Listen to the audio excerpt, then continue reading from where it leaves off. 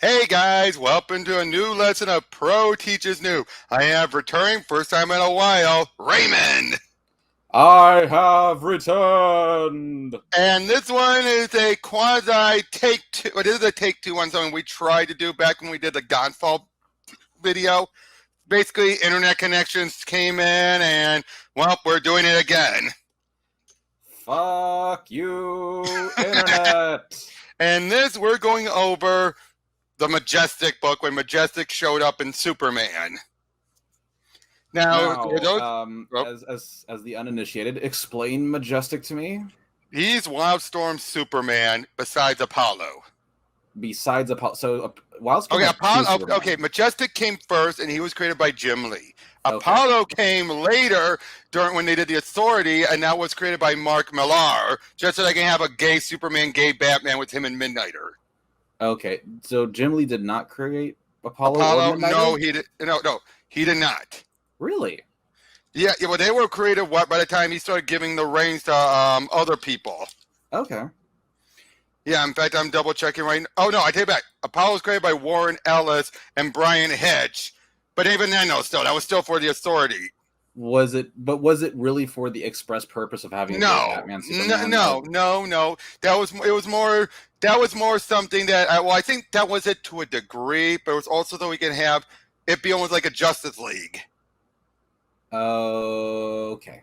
Yeah. Now, Majestic is what happened when you have a Kryptonian, but they have the warrior likeness of either a Klingon or a Saiyan, but Majestic has the intelligence of Reed Richards. Does he also have the pompous "I'm smarter than you" mentality too?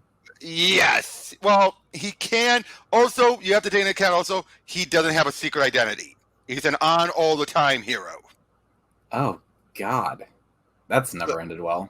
Especially when you have a Superman type. Well, we'll get to that actually. We will get to that. That's always been one of the things I always hated most about what was it, Bendis's run when he revealed. Yeah. Oh yeah, because in his eyes, Superman's always been lying. Yeah, that bull crap. But anyway, now you remember how in Godfall Superman was missing for a while, correct? Yes, yeah. He did that really cool Akira fucking thing. That was awesome. Yeah. But this is still why he's still missing. In fact, this is a few issues before that arc. So this is before that arc. This is how he went missing. Well, no, we already know how he went missing. Happened in Superman Volume 2, number 200. This is just the after effects of it. Now, one other thing I should point out is in a prior story called Superman Y2K, you had Brainiac 13 from the far-off future come to Metropolis and bequeathed it with Beats and B13 tech, which made it more advanced. A City of Tomorrow, it was meant to give some synergy with the animated series. Oh. Wait, so was this in the 90s then? No, this was still in the 2000s. No, Y2K happened right at 2000. Oh, no. I was thinking about the Superman animated series that was in the 90s. Oh, no. Yeah, it was, but I'm just saying, but they were trying to have it match up with it. The look. Oh, the look. Yeah, so the advanced technologies and everything, that's a key part of this. Okay, so we're going to see a lot of Bruce Timm-esque things in here? Well, just simply the future tech stuff. But that's a key thing about this story. This whole story is trying to reverse all that. How do you? You'll see. That's the key part of the story. Oh, okay, so they're going to reverse progress. That's no, it's not so much progress. They didn't ask for all this tech from the future be given to them. I know, but do you reverse progress or an uplifting of a species? Well, to be fair, though, it was still given to them by a bad guy, so I guess it's still. Well, anyway. Moving on. But yeah, it says this. Yeah, world without Superman. As we open up with this young kid, he's ready to fall. Like, hang on, Shoe Bear. Oh no! Don't worry, I've got you. This guy just comes in and helps him. I don't know why I did it. I was terrified, I could tell you. I guess I did it because it's what he would have done if he had been there. Now, just a point about how Carl Kerschel, the artist, drew Lois. She's very much thought to be a nod to Noel Neal, the original black and white era Lois. Maybe that second panel when it's far away, but up close it kind of looks kind of the hair. Oh, Yeah. yeah. Have you ever seen how? Actually, let me find an image of Noel Neo, and I'll show you what I mean. Okay. All right. I'm trying to find a good one.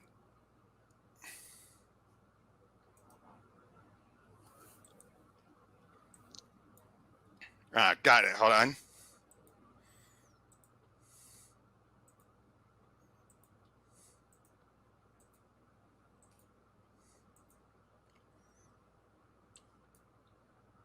Oh. See what I mean? Yeah. So very old school. Not a bombshell, but still someone who you're like, oh, she is attractive. Yeah, she's very, very pretty.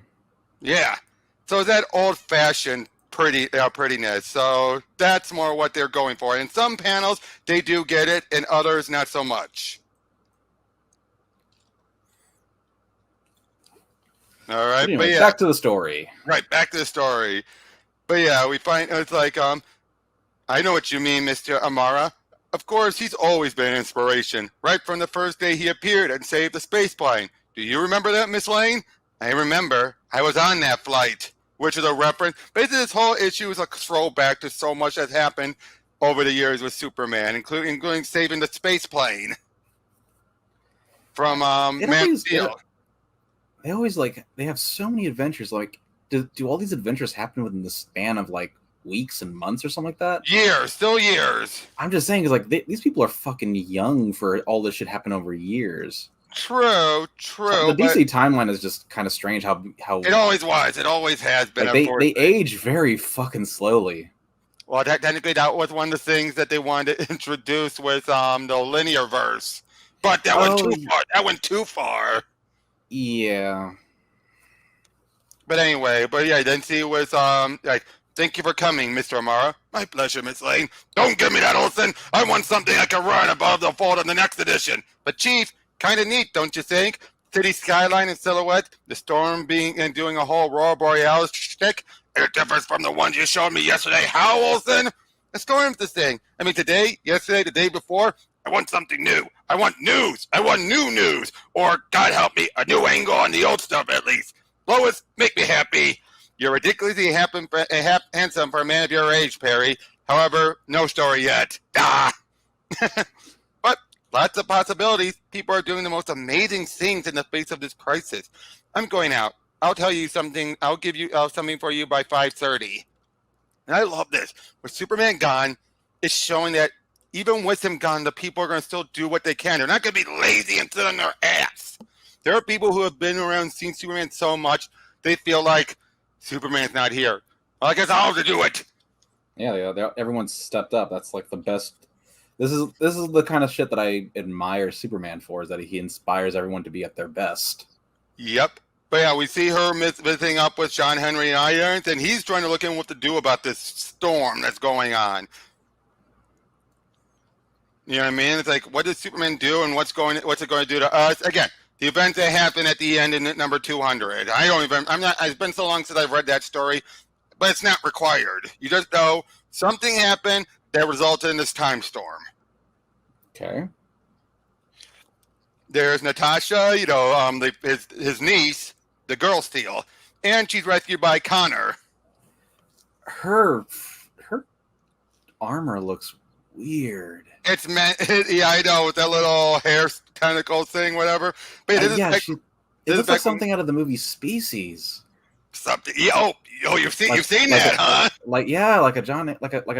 What is it? A Johnny Geiger or whatever? Geiger. Yeah, Geiger type. But yeah, this is Geiger shit. That's weird. This is back when Connor was in the T-shirt. I'm one of the weird people that actually likes this fucking punk. I like the T-shirt. I like the T-shirt for Connor as well.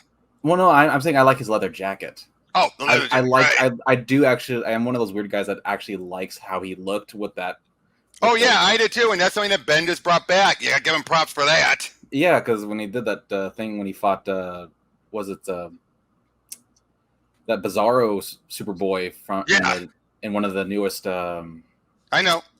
Yeah, Suicide Squad. Yeah, that I love his outfit. Right, but anyway, we get a bit of a flashback, for the death of Superman and everything. We then see some other guys running around. Now, see what I mean? This is all that future tech stuff. But yeah, these guys are trying to get away. One of them, though, books after a car crash, and what boom! It was Bibbo! I love Bibbo. He's one of my favorite supporting characters that deserves more love. And that 2x4 plank you happen to be carrying, I just got it from the hardware store. With the power out, I had to prop the darn sliding door somehow. Anything else for the record? I mean, the guy had a gun. I was just, I don't know, standing in for Big Blue till he comes back. I mean, we all gotta help out, right? You believe Superman will come back then? He always comes back. That's the thing. No matter what, he always comes back. Always, no matter what. Even death couldn't stop him. But how many times can he pull that trick like that? We expecting the impossible again? The city of tomorrow is in turmoil. Gridlock, power outs, technology failing. What if the city of tomorrow has no tomorrow anymore? What if Superman isn't coming back this time? What if my husband isn't coming back? You're expecting the impossible again? Lady, you just kind of answered your own fucking question. True, but she's more wondering if this is the time where it won't happen. I guess, but it's just like if it's the impossible's already happened. True, but anyway, we then meet up with Lana, calling up with Pete. Now, one thing I should point out: her son is named Clark, but unlike someone like Chuck Austin who tried to say, "Oh, she named him after Clark himself," no, she named her kid for the same reason and from the same source that Clark got his name from. Martha's maiden name, because Martha was more like a mother to her than anyone other woman in her life. You know what's weird? What? I'm also I'm super weird about this too. I like Lana way more than Lois. Really? I've always liked Lana way more than Lois because even though Smallville made her a bitch. I never watched Smallville. Look, but the thing is, I always remember Lana too. Every cartoon and every freaking show I've ever watched that had her in it. She was always his high school sweetheart, and I was always attached to that. And I understand that, but I'll go tell you so. Chuck Austin almost destroyed her by having she was ready to be basically what's it called again? Where you break up a couple. You know what I mean, right? Where you come and you just destroy a marriage. Yeah, because she basically wanted to. The way Chuck Austin did, she kept throwing herself at Clark and trying to remind him all about all this stuff. But it's like he wanted to do it, but you knew editorial was writing him and saying, push it to the extreme, but don't go all the way. Yeah. What do they call those people? Homewreckers. Yeah, that's what it is. Homewreckers. They wanted to make her a homewrecker, and again, retconned it so that it would be, oh yeah, she did name Clark after her son Clark after Clark Kent. When it's like, no, she did not. Oh, fuck them for doing that to her. Fuck that. Yeah, but that's because he preferred Lana, so he was basically trying to have it be Lana. But it's like, unfortunately, but you make her to be the bitch in the story, though. Yep, and like I said, I like Lana too, but I'm not gonna do it at the expense of her character. And the worst part was he had to be that the reason why Clark didn't make it to basically this happened. It's parallel was Greg Rucka having Lois get shot and nearly die. And that was in his own story. A very powerful issue, very extreme powerful. But then Chuck Austin did his own bit where he then said, oh, the reason why he was so delayed in his reactions because he was thinking about what Lana was telling him. So in an indirect way, he's trying to say Lana nearly called Lois to die.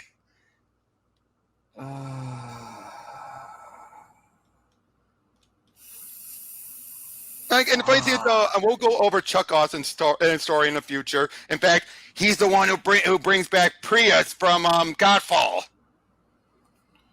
And pairs him up with a whole bunch of rednecks. Oh, that sounds like a horrible time. Yeah, but anyway, back to this. But we also see, this is the Eradicator, how he was at the time.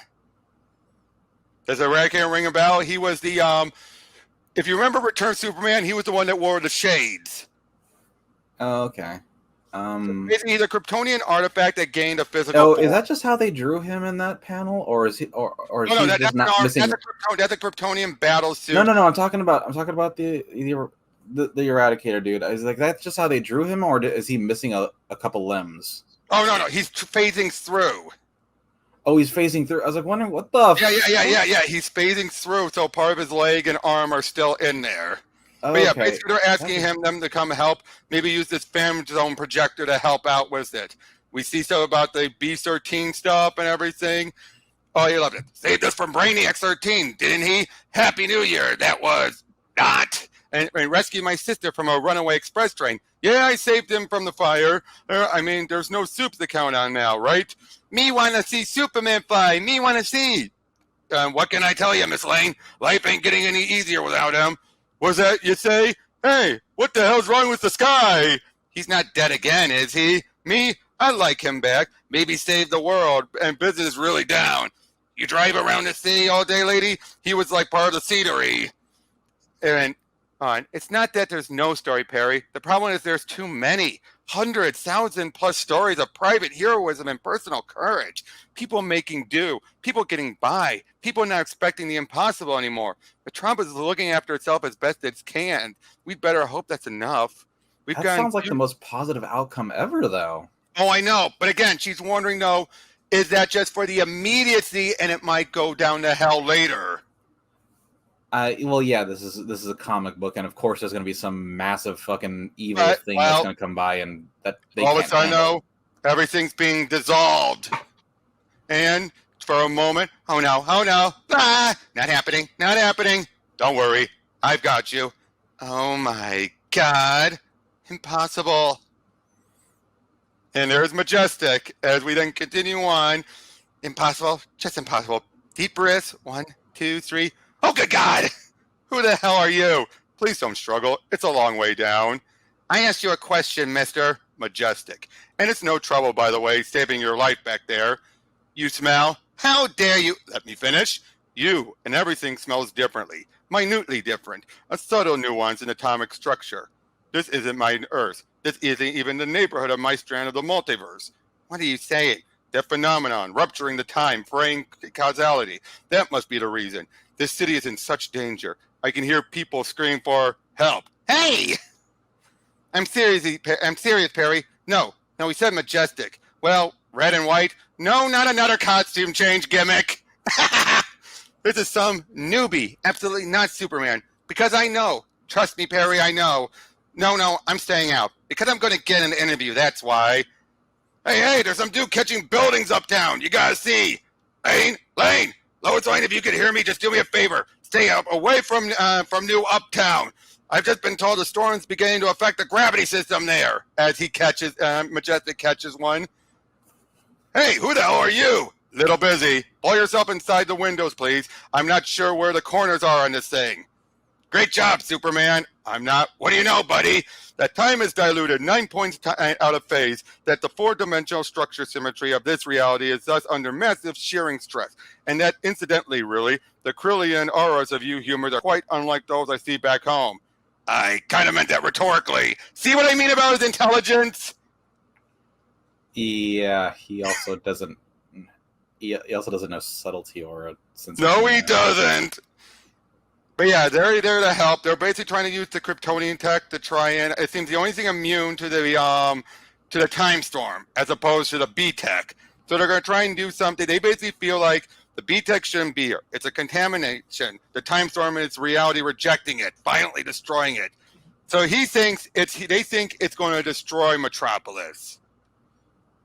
Okay, so all the advancements, the progression, all that is actually what's destroying the world. That's what they think. It's actually not as bad as they think, and they're trying to, as Majestic will tell them trying to stop it will actually cause the destruction they were fearing. Okay.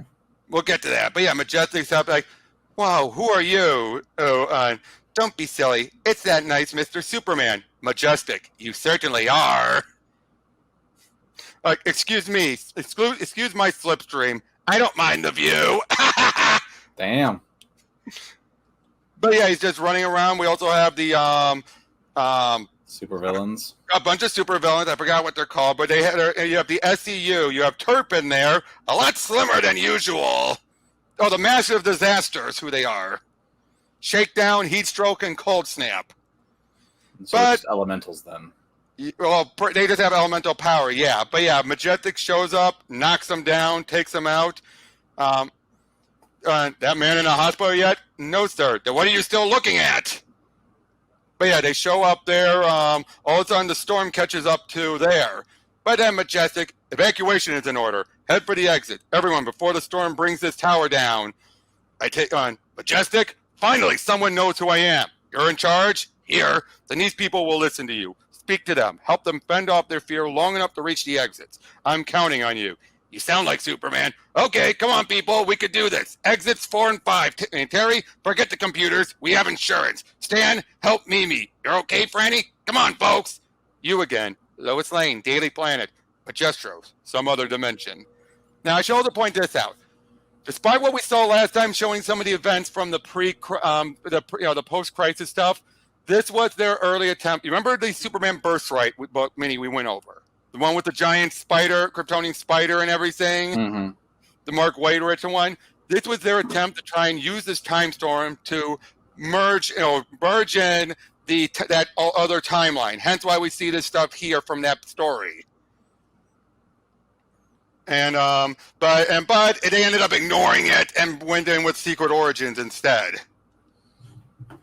So that was part of this whole story, was to try and phase in the Birthright stuff and make it canon. Okay. But yeah, I love this. A few things just fell into place. Nice suit. Little retro. But yeah, he's basically explaining it like he's complaining the similarities. It's like Pepsi and Coke. This is just a different brand. Okay, I like that analogy, actually. Tells you he knows enough about Earth to make that analogy. Yeah, is he from our Earth or? No, he's been on our Earth for a long time. Okay. But yeah, they go up to Star Labs and everything. Everyone's starting to scan him, and they find it so interesting. And they ask, what can you do to help? And he basically scientifically reads everything. They explain, how what they're going to do. Forgive me, but I don't think it will work. What? The finest technical minds on Earth have come up with this plan. To be fair, only the finest technical minds on this Earth. You're playing with fire. You could turn a time storm into a time inferno. But because of all this happening on now, Eradicator thinks he's part of the problem. But it's like, of course, Lois trying to talk him down. They're desperate, so what does the Eradicator do? Send him into the Phantom Zone. Well, that was okay. Yeah, but I love, like, Majestic was trying to help. Maybe we're all trying to help Lois. You consider that Superman's gone. We have to work with what I've got. And right now, Eradicator, I have to trust the allies I know. Hello, sorry, Lois. I know what a sucker you are for a clean-cut square jaw. I resent that remark, John Henry. Again, I get it. They're panicking. Everything's just going to hell. Like he said, better to trust the allies that they know. Yeah, I can't say that I disagree with John or the Eradicator. I honestly, the guy just goes up and says, "You guys are wrong." Yeah, from their point of view, they did not do anything wrong. Yep, but then they don't know that yet. But yep, but then Lois gets him out of there. You are all going to die. Don't worry, it's not what you think. We then see a little bit of a. Just a build-up like Majestros of Kara. Lord Majestros, Keraburian warlord. Thousands of years ago, he voyaged to his Earth to prosecute the war against the Damonites. During his long-celebrated habitation there, he served tirelessly as global champion alongside others called the WildC.A.T.s. He protected his adopted world and its cosmic local for numerous threats. Majestro of Kara became Mr. Majestic, a name synonymous on that Earth, at least, with hero. On that Earth, he was treated with admiration, honor, and respect. Why does this sound a lot like Invincible? Not so on this Earth, it would appear. And we have also this woman. She turns into this basically like she's meant to be a bit of a nod to Hulk, like where she's Rampage, and wasn't she killed off in the newest Suicide Squad movie? No. You're thinking about Mongal. Oh, okay. That's Mongo's sister. Oh, about to say they look How the Well, fuck did except for the Mongo's mohawk, sister get except for the killed in a mohawk. helicopter crash? Technically, it's Mongo and Mongol are not invincible. I know, but Mongol's so much fucking stronger, though. True. Well, anyway, though, I Weird. love it. Anyways, And moving yet on. Getting more back there. unprovoked hostility knocks him down. Like, he's now, John Henry is trying to calm him down. Like, of course, maybe we overreacted. Maybe we can calmly discuss. I've explained this to you once. There's no time for discussion. The woeful scientific ignorance of your approach is about to doom the city. Now, wait a minute. No, the point is you are out of time. The harder you try to stop this storm, the worse you'll make it. The collapse you predict will be triggered by your actions. Not prevented by it. Miss Lane, at least, trusts me not to allow that to happen. What have you done, Lois? Now, of course, Lois thinks, like, what have I done? She thinks she made things worse. She even feels like, have I really misread Majestic? Have I doomed us? And she's basically thinking, just because he was so much like you, I thought he was like you. And so she thinks she screwed things up. Leads to a bit of a fight there. Now, that's an illusion. She didn't really make herself that big. I'm about to say, is she Ultraman? No. It's like, Natasha, you son of a... You could waste time and punch me, or you could catch her before she hits the ground. Your call. You son of a... Yes, so you said. Yeah, but like, you deluded fool. I warned them about you. Ugh. And they fight a bit, sends him flying, and then uses his heat vision to take out the device. And as soon as they head out, they think things are going to get worse. See what happens? See what happens when you're not here to take care of things, Clark? He seemed to be so much like you. I trusted him. I really trusted him. Damn, I was wrong. If you'd been here, you'd have made it all okay. Oh, dear. Like, boom. Everything is now seemingly going to hell. Cover, people. Get the cover for the love of God. Like, Lena, look out. Jimmy. Yeah, everything. Clark, I love... It's okay, Lois. Sorry, this sounds like sorry. This Clark sounds like a very lucky man, but I could use just a little more faith from you. But Metropolis, it died. I saw it die. Faith, I said. Just a little more.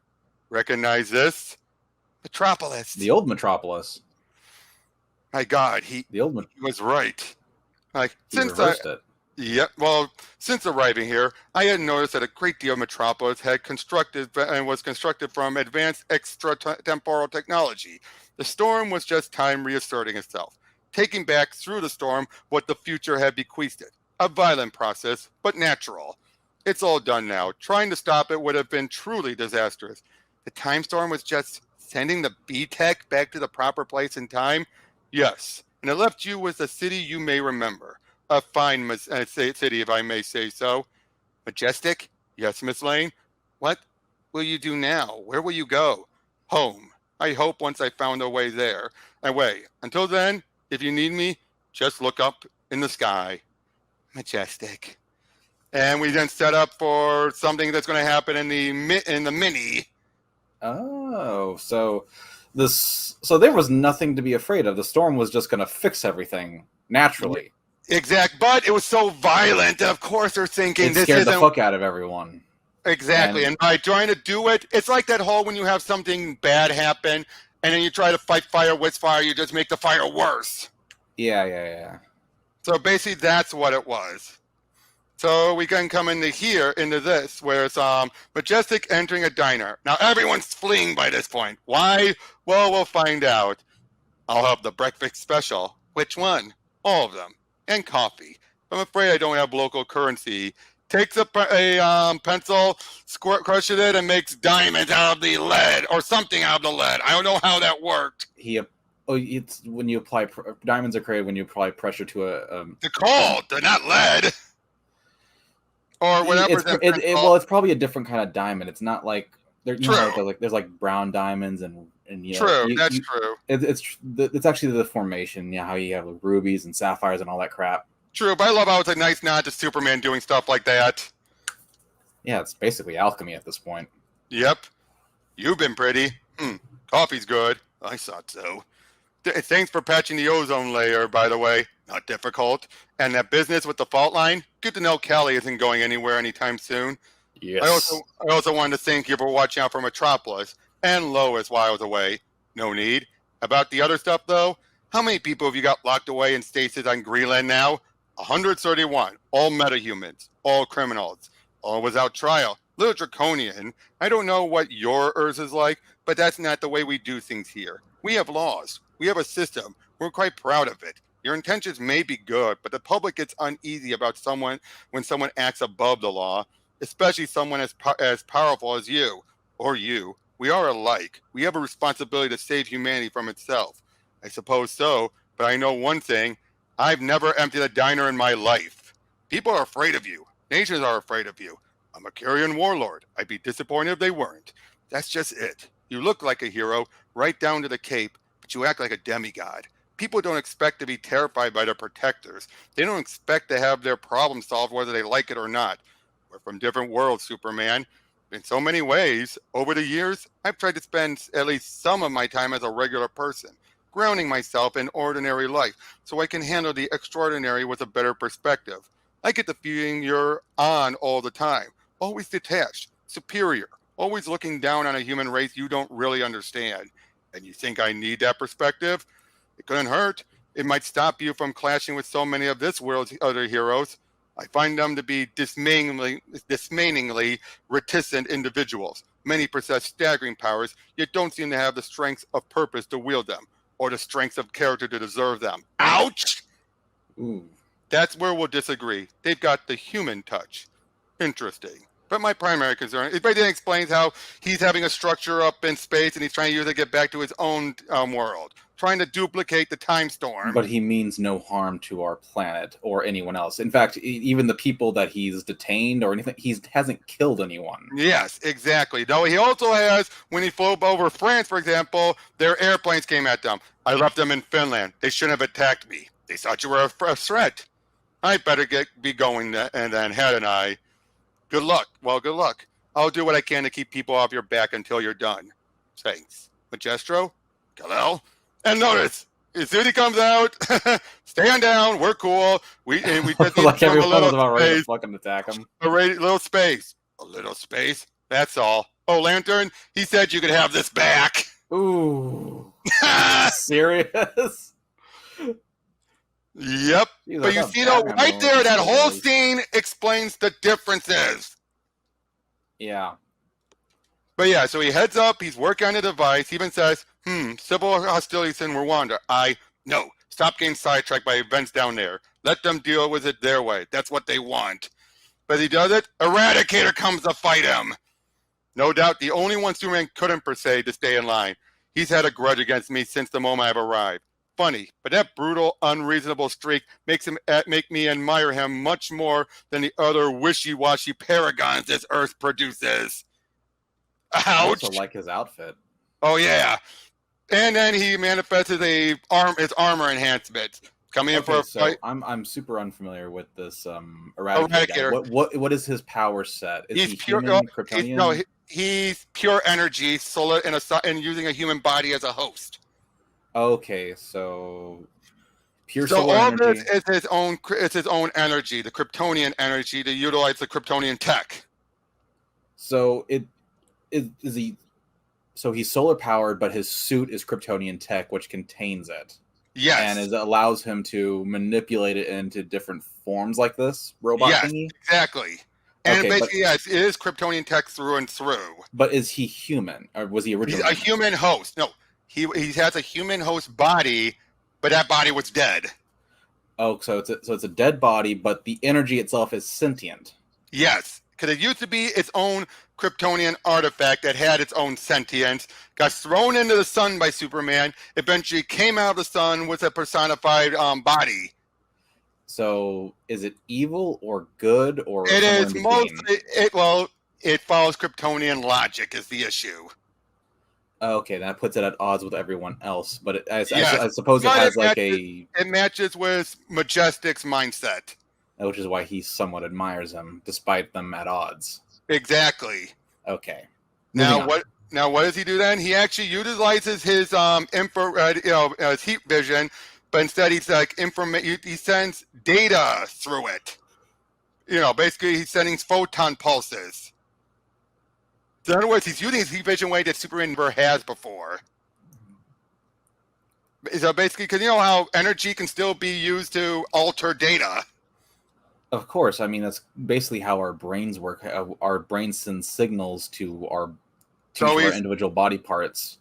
So It's he's trying not to, real data, but it yeah. allows us to move. But so he's trying to reprogram the Eradicator to try and expand his his synthetic biology to make him better.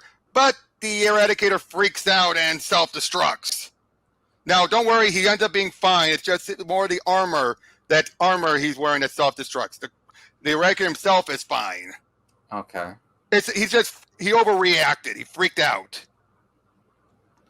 But anyway, we get a flashback to then. We get a flashback to before he arrived in Metropolis. This is him in his universe as he finds a Daemonite. That's the alien race he came to help dispel from Earth.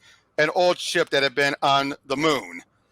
And basically they find what is known as the Bleed, which something that the Wildstorm Universe created to get through the multiverse, and then Morrison later stated it's the blood. It is what exists between the different universes in the multiverse. So is the universe also a living being? To a degree, but if you want to believe it that way, it's more like, you know how there's blackness in space? Yeah. Well, the Bleed is like the blackness between multiverses. Okay, so not actual blood as we would know it. That no. It's just called the Bleed because it's so red. Okay. But he stayed there for weeks studying their data, their technology. But when he did, a Daemonite that had been in that Bleed for so long and altered by it came, attacked him, and dragged him in. That's what he's saying. I should have destroyed it the moment I found it. And that is what led him to Metropolis. But that Daemonite was what you saw at the end of that last issue. Okay. And we then cut to Napier Risers out of Metropolis 2 weeks later. A young woman calling to her son, Elijah. And when he opens up, hello, the name's Jim McCarris. I'm here about the room to rent. He has partial amnesia. Okay. So throughout all this, he's actually going to gain that human perspective Superman told him about. But he's getting dreams, flashbacks to his youth, as he deals with one of his friends who actually would come back into play during his ongoing that will be going on down in the future. So wait, if he had he had amnesia before this. He did not have amnesia. He knew everything that happened. He just was trying to figure out how he got to this world. Now he actually has amnesia. Point. Is this after? Where is this in the timeline? Okay. First of all, what I just showed you there is after this. All this here is a flashback to what led him. Okay, so he already has the human perspective. Why doesn't he just use it? No. He never. No. This is in the present. He never had the human perspective. Okay. All this from here to there is pre him coming to Metropolis. Okay. This leads right into this. Okay. So the explosion from the Eradicator knocked him down, and he lost his memory. He has basically his mind's coming up with some type of life, so and everything. And okay. I was just saying this is right after he entered the Bleed. This is no. This is right after the explosion with the Eradicator. Yeah, just getting the timeline correct, so I understand. Me and the audience are not confused. I understand. But now he's having dreams of this time before he ever even came to Earth on his world. Back when he was on as a warlord. And this guy here, we will see at a later point in the Majestic ongoing down the line. Okay. But him remembering fighting the Daemonites, who are known for shape-shifting and taking on other forms. But yeah, we're basically seeing times of him being a warlord and everything, and just how he knew nothing but war, but fighting. But he's celebrated for it all, of course. They're getting a reception for putting up such a grand battle, and basically there's something that his own father had thrown for him, and we see him falling in love with one woman, but then wakes up and Elijah is there, and Elijah thinks he's Superman for good reason. Yeah. you could call me Jim if you like, Elijah. Okay, Jim. And her name's Ellen, but he keeps calling her Ellen. Why? Because that's the name of that woman we saw here. But basically, yeah, he's basically staying in a room she's renting out. Okay. Yep. But then he tries to say it's just an accident. Again, he doesn't know. He says that name because it reminds him of this name that he knows in the back of his head, but he doesn't know why he's saying it. But yeah, he's basically taking a job as the yard man, the groundskeeper of the school that Elijah's at. And of course, Elijah thinks it's Superman's secret identity. I just love that. Hello, have you seen him? And you're serious? Secret identity. That's what I'm saying. Secret identity. The groundskeeper got a secret identity. The groundskeeper is the secret identity. For who? Superman. Seriously. Come on, Superman can't be Superman all the time. He has to live something low-key, something simple. So our school librarian rents a room to Superman. Okay, it sounds stupid when you say it like that. It sounds stupid any way you say it. You wait. I'm going to prove it to you. Oop. Now, wow, talk about a hard rock. I've had a bunch of rocks and I mowed a lawn. I've never had the blade get bent like that. I mean, I've had the blade get cracked. But I've had bent the blade like bit. that? Yeah, I've never had a bent like that. Now, it could be how he's pushing it too, though, of course. Yeah, he might be pushing it too hard to the ground. That he doesn't realize it until that. But as he keeps on getting more flashbacks and everything about his time as a warrior, but also falling for Ellen. Then we find out, meanwhile, in Metropolis, that the woman from earlier, the one at the diner, Yeah. as soon as she leaves, she gets killed by the Damonite. Okay. The Damonite's following Majestic. Okay, because she was around him. That's why. Yep. All right. Now, we find out Ellen's husband was a firefighter, died in the line of duty. Would have been 3 years ago, that fall. So she's been doing night classes to become a nurse, plus the school librarian by day. So again, we're just getting this human side, but we also see, oh boy, the coach is yelling and berating this one kid. But even this, what's your coach like? He's okay, a little strict. Like, let's see, let's see what you've got. Earlier when he was doing his fighting, he let his guard down. So his father decides to punish him by doing dishes. And Ellen decides to help out. I love it. She's like, perhaps I can help you. There's not much left. And the rest now, and Lord Ling, no slacking. Me and my big mouth. That's funny. She's like, oh, it's not too bad. Oh, crap. Yep. Man, their fashion is weird. She's got like 2 blades sticking out the back. Yeah. But yeah, there's the Eradicator, and he's basically realizing something's up. And he's getting all this other data. So much data, he doesn't know where it's coming from. But he's starting to see the world a lot differently. Like, I'm seeing data beyond the dimension, making up this world. Conventional limits have been rewritten. Either that or my systems have been damaged beyond hope of repair and I'm dying. Now he's saying that I must eradicate this problem. You think he's talking about Majestic, he's not. But yeah, okay. Yeah. Because he's thinking differently. He's after something else now. Yep. Okay. But yeah, of course, when the kid had coaches berating that other kid again, hey, what the hell is your problem? Let's not make it you. Go, child. Your father's waiting in the parking lot. Don't turn your back on me, you son of a... Die! Now, again, he doesn't realize he's just doing it on autopilot. Mm-hmm. Like, you just resigned. Leave town now. And Elijah saw it. And, yeah, he just runs up, gets it, and... Uh-oh. As we then find out, hey, up here! Oh, no. Look what I found. I know all about you. Eli, please go back through the window. Don't get too close to the... Nah, I'm perfectly safe. I know your secret. You're Superman, Mr. McCarris. Well, maybe not the Superman from the looks of this costume, but definitely some kind of super type person. Like, oh no. Keep him talking. I know. Like, he's a superhero. I found out. He'll save me. Like, you'll rescue me with your superpowers. I don't have any superpowers. Almost falls over and it's okay. I've got you. So he's been fighting this power stuff. He doesn't know what he is. So it's like he knows he can do it, but he also doesn't know what he is. Okay. Meanwhile, we see these cops showing up, and they get slaughtered by the Daemonite Carry at the time of the Daemonite War, 4,000 years ago. Now remember, Carians are very long-lived. So Majestic, he is thousands of years old, but you wouldn't know to look at it. Yeah. But yeah, the two were meeting up, having their own little, close time.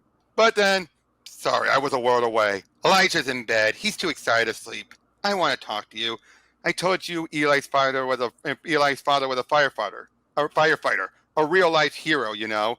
But to the day he died, he believed he never matched up to Superman and all the other superheroes Eli adored. No one would ever admit it, but I'm sure he started taking risks at work trying to be more like Eli's idea of a hero. Oof.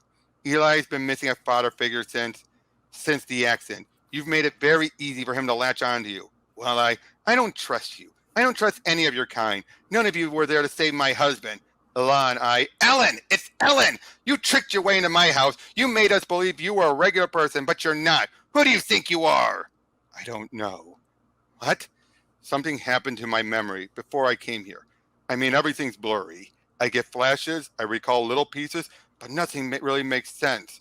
I realize I've got some kind of powers. Try to deny it, but I can feel it in me. I don't know what it means. I don't know what that means, except I've got this uneasy feeling as part of who I was. It's not a hero's costume. It's a warrior's armor. A warrior That part frightens me the most. You really don't know who you are. No, I didn't mean to trick you into taking me in. I really didn't. Well, mister, I do. Radicator's flying in. He's tracking he's following the Daemonite. Yeah, I love his costume. It looks so cool. But yeah, now where is it? He's collecting newspapers from the planet. Ring any bells?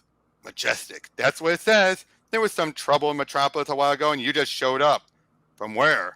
So yeah, we get all the stuff from there. I love it. Strange visitor, Majestic's threat to national security, declares Senator. You caused quite a stir for a while. They thought I was a threat to world peace at one point. Imagine my delight to find I've got a threat to world peace living in a spare bedroom. Why would she have all this stuff? She collected them. I mean, she hates them, though. Superpowered She being. does, but I think this is for Eli. Okay. Oh, because where else was Superman at? He's in Metropolis. Yeah. And what does Daily Planet usually cover more times than not? Superman. But yeah, so he's like, I remember that. Now, who took a photo of that? Yeah, how? What? I know. Now, that I could believe, even though they're right from the other screenshots. But that, but it makes him remember all this. And yeah, the two are him and Ellen are falling in love. Oh, puts in a little bit of an action. Is she not superpowered too? She's not warrior trained. I'm about to say, shouldn't she have the ability to fly though, like he does? I'm not exactly sure. I think if she does, she doesn't know how to do it. Like he was trained to fly. It's basically, I think, one of those cases where they all have the capability of it, but they don't know how to do it. Okay. But yeah, so the two are just chilling out and everything when all of a sudden, and now he's starting to remember everything because he said, I should have destroyed it the moment I first saw it. So he's now remembered everything from after reliving all this. But then the Daemonite shows up. And, well, Majestic comes stop him. Get Elijah out. And now, while there's still time. And then, And now this is a fake cover, of course. They don't fight. Nope. They help. I know what this thing is. I should have destroyed it the moment I first saw it. Not Kira, damn me, not Kira, damn me for a fool. Not unleashed it. Again, he's remembering everything that happened, and yeah, the whole house is getting trashed. Oh man, that poor family. I hope he fixes it somehow. Oh, they do. But then, no, not here, not now. Eradication must begin. Commencing eradication. Majestic, if you have any thought for this reality at all, help me. Things are not always what they seem. We then see when they come back from their little rendezvous, Damonites come in, start attacking everything. But then at one point, then it could be any of us. Seeing says Alan slashes her down. It was a Damonite, but she saw all that happen. We then see them more. Them like you are a sworn enemy, Majestic. It has been trying you since you arrived. You know that how? At our last meeting, Majestic, you were kind enough to initiate a total rewrite on my synthetic biology. I was trying to stop you from killing me, make you more aware. You have succeeded. I have become attuned to everything, this universe and others, the multiple dimensions of creation, and the membrane that lies between them all, the bleed. Yes, this device has spent a long time in the bleed. It has become irreparably and corrupted by bleed energy. And meaning what, in your considered opinion? It is acting as a conduit for time-space distortion. Reality around it is shredding. What? At the present rate, it will implode local reality in 6.35 minutes. What? The implosion will annihilate 5 square miles, along with everything and everyone within that zone. Fortunately, Elijah gets his leg hurt. And then we might even have less than that. Look, reality's tearing wide open. It's not just a tear. It's a portal, a door back into the bleed. The very thing I've been striving for since I arrived. I can go through, try to find my way home, close the Damonite's gateway forever when I get there. In my universe, millions of lives could be at risk as a consequence of my rash scientific curiosity. If I go, I leave this place to its doom. What was the Eradicator's estimate? 5 square miles? How many lives? A few hundred? A few thousand? Acceptable losses, surely. A few thousand versus millions. That's the way Carrion warriors are taught to calculate odds. And I am a warrior. I am Majestic WILL, firstborn warlord. My father schooled me well. The art of conflict, a life heroes there must be sacrificed for the greater good. Majestic, the life heroes there. Eli, Ellen, and then remember, he flashes back. Elan, you just killed me. The Damonite, yes, but you didn't know that. You took no chances. My love, don't. You are a warrior, Majestro, a warlord of Kara. I knew that from the start, but only now do I understand what that means. Total dedication to the cause, a martial training so strong it can overcome all attachments and feelings. No, Elaine, I swear please, Majestro, you would sooner have slain me by mistake than allow a Damonite to remain alive within the high halls of Kara. One innocent life in exchange for many, that's always the warrior's choice. Majestic, always the warrior choice. Not this time. What was it Superman said? You look like a hero, but... And he throws it in there, closing it behind. And the Eradicator almost gets pulled in, but he saves them. And it closes. It's gone. The drone or the danger? Both. Majestic, it occurs to me you just sacrificed what might have been your only opportunity to return home. Sacrificed? You have no idea what I might have just sacrificed, Eradicator. But what sort of man am I if I can't save a life here or there? And yeah, the two then, a week later, he's repairing everything. So what happened to this Alan? He never finished the story. So apparently he told her about it during that week. They didn't? Well, she and I parted. I believe she eventually married into another Kyrian noble house. And you? I left Kira. The war was at its height by then. I saw action on a number of worlds. Finally, I agreed to join a mission to combat the enemy on a far-flung minor world. It was called Earth. Your Earth. My Earth. And I remained there for centuries, fighting the long fight, serving with the WildC.A.T.s and many other things you have no idea what I'm talking about. I know one thing. Jim McHarris is a terrible, terrible anagram. Majestros, mind if we drop in? Oh my goodness. Hello, Eradicator. Hey Eli, bring your friends and come and meet some of mine. And we find out later, thanks. So, what brings you here? And that's the end, where they're basically revealing he has a way home already. Okay. But that's for next time. Alrighty then. That was actually good. I especially enjoyed that last bit. Yeah, just how he finally gained that perspective. And see how much he changed? Yeah, that was great. And he would change it. He would keep this for the rest of the time until Captain Atom Armageddon, where time restarted. Okay. And then he became more of a villain then. Oh, that sucks. But the fact that you see what I meant about how he's basically a Kryptonian, Saiyan or Klingon, and Reed Richards. All in one, yeah. Basically, what's the name of Invincible's dad? Daxamite? Not Daxamite, that's on DC. Hold on. I'm trying to remember his fucking name. What was it? I mean, Omni-Man? Omni-Man, yeah, that dude. Yeah, he's basically Omni-Man. Yeah, and his race, too. The Viltrumite.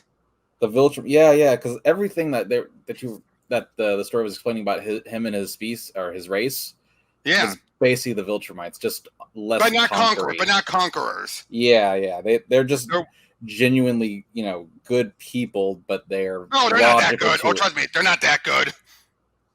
Okay, they're not that good, but they're just, Yeah, wait until we get to the ongoing. Wait till we get to the ongoing.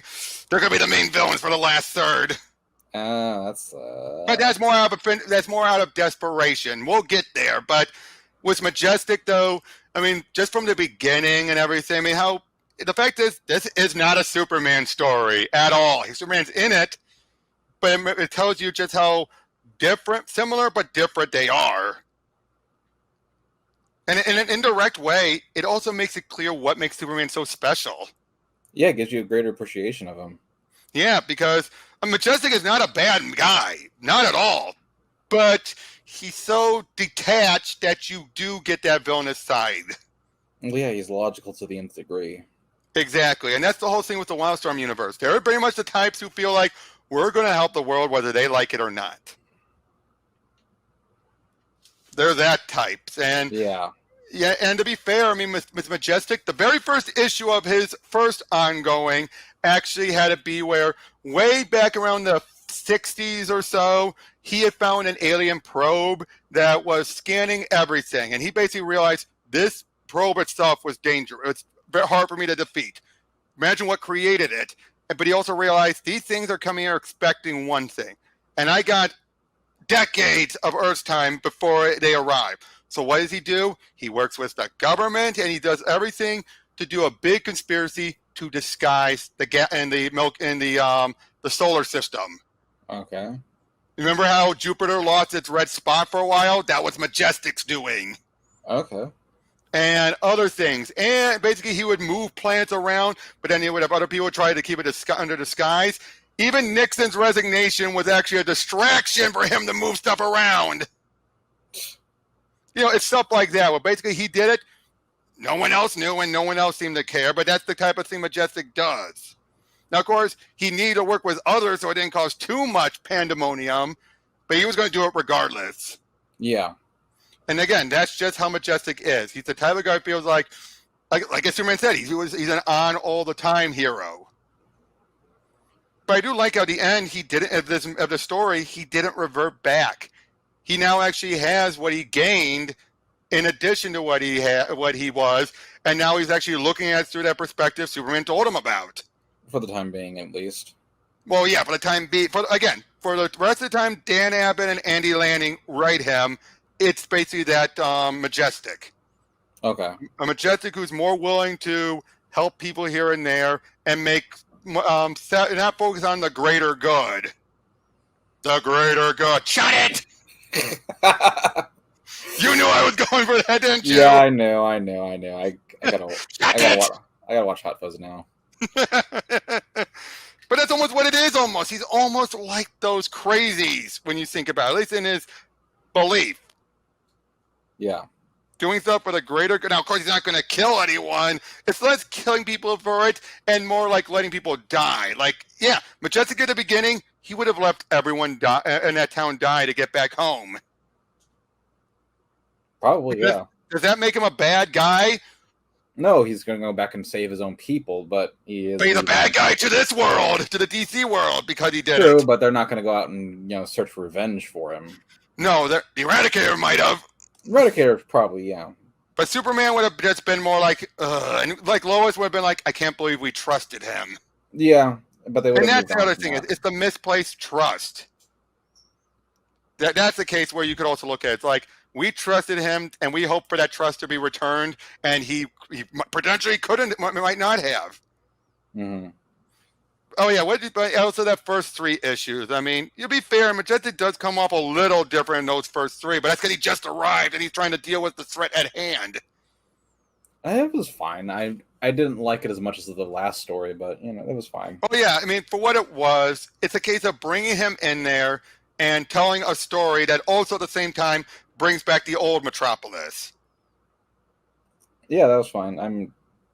Yeah. Again, I just preferred the last story more than anything. Oh yeah, and I agree. I mean, right down to the opening was, again, that scene with him and Superman. It's one of my favorite Superman scenes throughout like everything. It's one of my favorite moments because just that little talk between the two, and again, they're not so much arguing so much as Superman's asking him questions, but just as getting his point of view, and then Superman just simply says, "Yeah, that's not how it works here. I don't know how it is where you are, but here."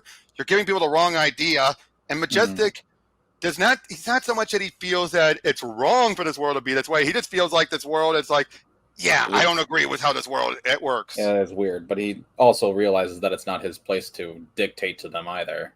Exactly. That's why when he went back up there, he's like, "Oh, there's somebody else going on. Nope, focus. They don't want me here. That suits me fine." Yep. Yeah, but and then again, the Eradicator. Great character. He would get one more appearance around Infinite Crisis, and then he wouldn't appear for a long time until Dan DiDio's Outsiders run, which would be a very different version of him. Well, slightly different. It'd be more like the one you just saw, completely different look, and he's more like a recreated Eradicator. Okay. So the Eradicator you see does not what you just saw does not last that much longer. And then how he is since the New 52 has been more villainous. Again, the Eradicator's had this villainous side, depending on if he wants to more continue Kryptonian's lineage. It's kind of like. Does he still look cool though? Let me look. Let me look at New 52 Eradicator. Hold on.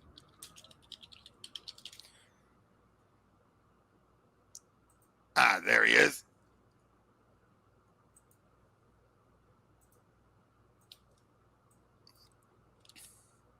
I'd say he looks relatively cool. Let me just right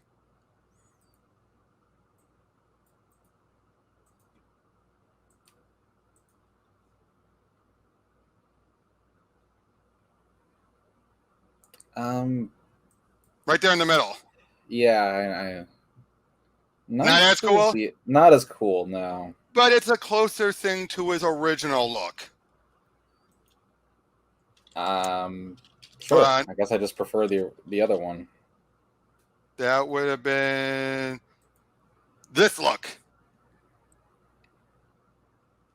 Okay. That was his original look. You gotta be honest, that's pretty awesome too.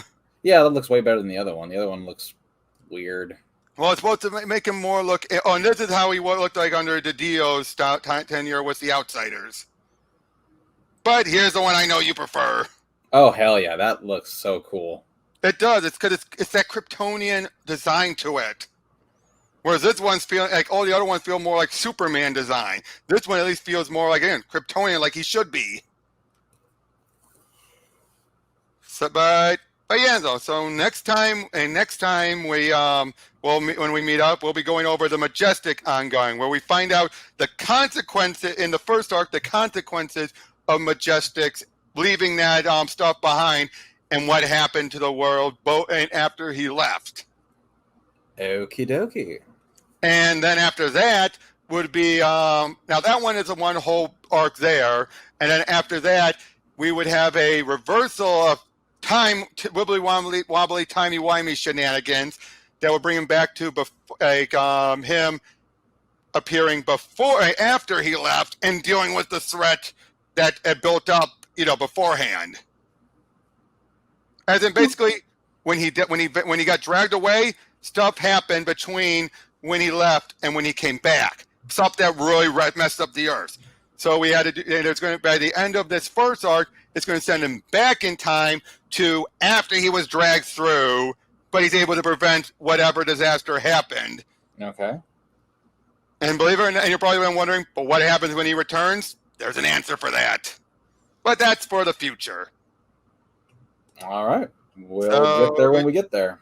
Well, yep, we'll get there when we get there. And until then, this is Robert and Raymond. We'll see you all on the next lesson. Take care. Bye bye.